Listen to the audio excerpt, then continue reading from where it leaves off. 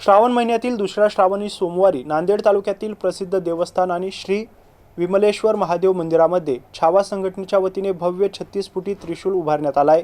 या विमलेश्वर मंदिरामध्ये नांदेड शहरासह आजूबाजूच्या जिल्ह्यातील भाविक भक्त मोठ्या संख्येने येत असतात। हा कार्यक्रम छावा संघटनेचे संस्थापक कार्याध्यक्ष नानासाहेब जावळे पाटील यांच्या उपस्थितीत पार पडलाय। आज मुरळक येथे